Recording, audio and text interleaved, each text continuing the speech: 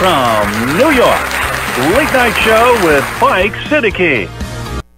अस्सलाम वालेकुम साहिब। वो हसन निसार जो पाकिस्तान के एक बड़े मशहूर दानिश्वर हैं, उनसे किसी ने पूछा कि ये फरमाइए कि नून लीग वाले कह रहे हैं कि मीनार पाकिस्तान पर वो 13 मई को खादिम हुसैन के नमाज जनाजा पे जो मजमा था उससे ज़्यादा बड़ा मजमा जमा करके दिखाएंगे। तो हसन निसार साहब बोले जी हाँ, हो सकता है कि वो उससे ज़्यादा बड़ा मजमा जमा कर लें, लेकिन होगा तो उनका भी जनाजा ही होगा, तो उनका भी जनाजा ही 13 तारीख को। क्यों? All good thing must come to an end. ये ख्वाब जो था पीडीएम का कि हुकूमत को यूँ मारा गिरा दिया, ये पूरा हो जाएगा 13 को। अगर 13 को नहीं हुआ तो 2 स्टेप्स और हैं। वो एक है लॉन्ग मार्च और उसके बाद धरने का। इस्तीफे का जो मामला है, रेजिग्नेशन देने का, वो तो आप समझिए मुमकिन नहीं है, आज तक नहीं हुआ।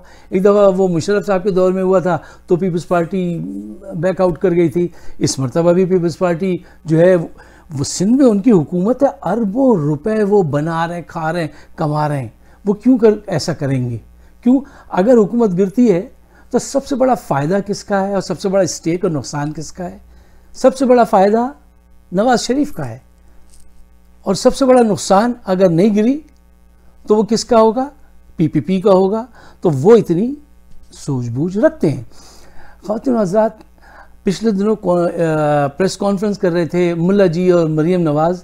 ये सियासतदान जब बात करें तो इनके अल्फाज के साथ साथ इनका चेहरा, इनकी बॉडी लैंग्वेज जो है ना, वो भी उतने ही गौर से देखा कीजिए। क्यों?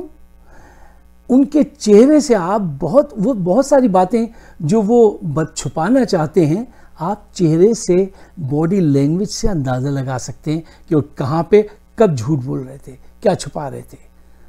आप लहजा बदलने से मफहूम बदल जाता है। लहजे पकड़िए इनके अल्फाज के साथ साथ। इस कदर डिप्रेस थे मुल्ला जी कि लगता था कोई पहाड़ है उनके कंधों पर, और इतनी परेशान थी वो प्लास्टिक गर्ल मरीम नवाज़, इतनी उलझी हुई कि वो तुम्हारी रंगत कह रही है तुम्हारी रात का फसाना, कि समझे इतनी शर्मिंदगी और इस कदर कफ़े अफसोस, मतलब कि लगता था आज यौम आशूरा ख़त्म हुआ है।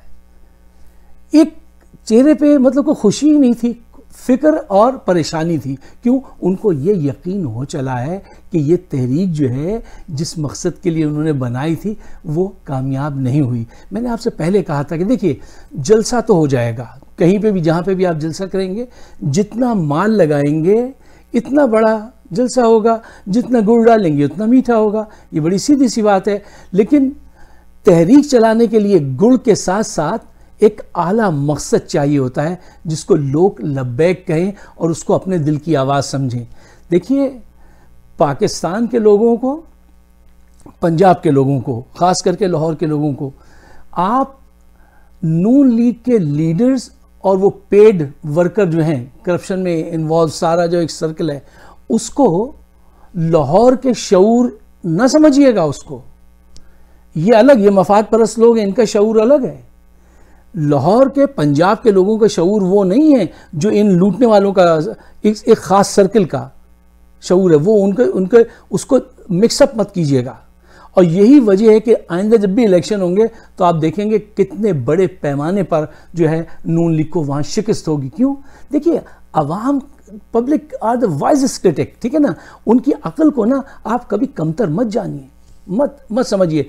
3 दफ़ा वो इनको आजमा चुके हैं। तो आप क्या समझते हैं वो चौथी मरतबा भी इनसे कहेंगे कि ये लीजिए पाजी, फिर आइए, फिर आके हुकूमत कीजिए, फिर खाइए पिए और फिर दौड़ लगा दीजिए? नहीं, आप वो ऐसा नहीं करेंगे। बहुत ज़हीन लोग हैं, मस्त लोग ज़रूर हैं, मेला पसंद लोग ज़रूर हैं, लेकिन अक्ल और जहन के बड़े बालिग़ नज़र लोग हैं।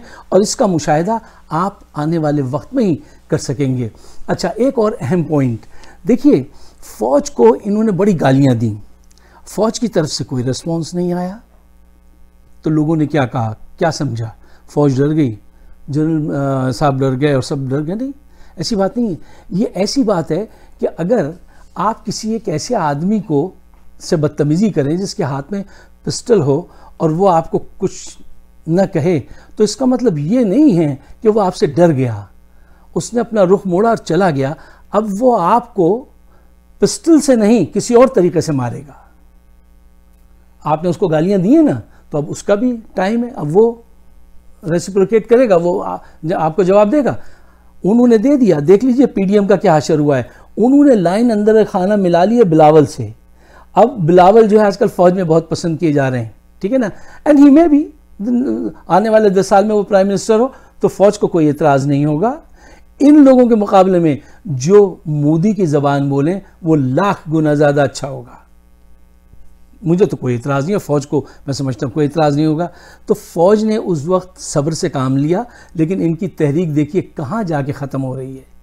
अब इस्तीफ़े देने का जो मामला है, 342 अरकान का कोरम होता है, तो वो ये 50, 100, 150 जितने लोग भी अगर इस्तीफ़ा देते हैं दे लें, वो इंतखाबात हो सकते हैं, ज़िमनी इंतखाब उस पर करा लेंगे नशिस्तों पे।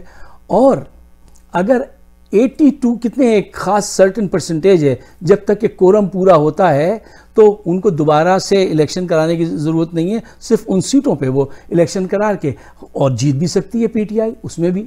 तो ये इनका जो ख़ात्मा है पीडीएम का, ये 13 मई से तेज़तर हो जाएगा। फिर देखिएगा बीच में गैप आ जाएगा ठंड की वजह से कि हम जो है लॉन्ग मार्च जो है उसके बाद करेंगे, फरवरी के एंड में जब भी करें तो वहाँ पे भी इनकी पोल खुलेगी कि कितने लोग साथ हैं। एक हैप्पी एंडिंग नहीं है कहीं से भी नज़र आती, मुझे कहीं हैप्पी एंडिंग नज़र नहीं आती। क्या नज़र आता है? आप क्या समझते हैं? धरना कामयाब होगा, धरना नाकाम होगा जैसे तहरीक नाकाम है। ये मेरी वीडियो आप रखिएगा, जैसे पिछली वीडियो मौजूद है जिसमें मैं कहता रहा कि जलसे कामयाब हो सकते हैं, तहरीक नहीं बनेगी, डेवलप नहीं होगी, और वो नहीं हुई, आपके सामने है। अच्छा, मार्च जो है इनका वो भी नाकामी होगा, आप देख लीजिएगा। अच्छा, अब ये तो जो भी मैं कह दूं, असल हकीकत तो जब होगी जब ये चीज़ें वकूफ़ पज़ीर होंगी, तब उस पर बिलीव कीजिएगा।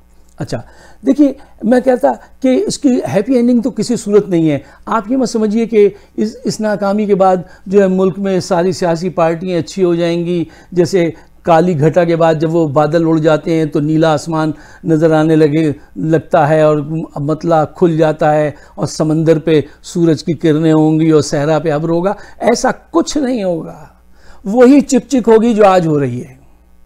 और मैं किस बुनियाद पे ये बात आपसे कह रहा हूं कि वही चिकचिक होगी? इस बुनियाद पे कह रहा हूं कि नून लीग के रहनुमा मुद्दज़िल्ला अलैह जनाब नवाज शरीफ साहब ने फरमाया है कि हम लोगों को चाहिए कि हम मिलकर आने वाले इलेक्शन की तैयारी करें और उसमें मिल के हम इलेक्शन लड़ें। पीपल्स पार्टी, नून लीग, मुल्ला जी, और बारी बारी हम लोग जो है ना उसमें हुकूमत करें। 2.5 साल पीपीपी कर ले, 2.5 साल हम कर लें, फिर कुछ 1 साल मुल्ला जी को दे दें। यानी ये इस बात का सबूत है, इनको पता चल गया है कि तहरीक वहरीक कुछ नहीं चल सकी। लोग जानते हैं आप चोर हैं, आपने पैसे मारे हैं, आपने ख़जाना लूटा है, आप वहाँ अय्याशी कर रहे हैं। अरबों रुपए मारने के बाद आप 50 रुपए के स्टैम्प पेपर पे कौम को 4-6 हफ्ते का कह के गायब हो गए साल भर के लिए। तो कौम कोई पागल लोग थोड़ी है यार। ये इलेक्शन का वोट आपको साबित करेगा। अच्छा, शर्म और अफसोस की बात यह है कि अब आप इस नहज पे आ गए। इन्होंने, मैंने पहले कहा था कि पीडीएम का चेयरमैन किसको बनाया? मुल्ला जी को। उनको पता था ये नाकाम होगी। अगर कामयाब होने वाली चीज़ होती तो वो खुद बनते, इनको थोड़ी आगे करते। और उनको भी बेचारों को टूट फूट करते रहे, उनको कुछ ज़्यादा फ़ायदा नहीं हुआ सिवाय माशी फ़ायदे के। अच्छा, अब आप ये देखिए, एक इमरान खान और 11 जमातें, एक इमरान खान और 11 जमातें, और अब कह रहे हैं कि नेक्स्ट इलेक्शन में मिलके लड़ेंगे। यार सियासी तौर से उसने आपका भरकस निकाल दिया उस एक आदमी ने, ठीक है ना। तो वो आपके सामने सबूत मौजूद हैं। अब ये अल्लाह ताला का करम है कि पाकिस्तान में चीज़ें हर तरफ से चैलेंज भी आ रहे हैं, लेकिन जिस साबित कदमी से बाजवा साहब ने और इमरान खान ने इनको निपटा है, वो तारीख़ का हिस्सा बनेगा, बिल्कुल तारीख़ का हिस्सा है। आप सब अगर मेरी राय से इत्तफाक करते हैं तो बड़ा मेहरबानी पाकिस्तान के लिए, उसकी यकजहती के लिए इस प्रोग्राम को, इस मैसेज को आगे बढ़ाइए। मेरी वीडियोस मौजूद हैं यूट्यूब पर, फाइक सिद्दीकी शो, उनको भी अगर आप सब्सक्राइब करें तो बड़ी इनायत होगी। शुक्रिया, खुदा हाफिज़।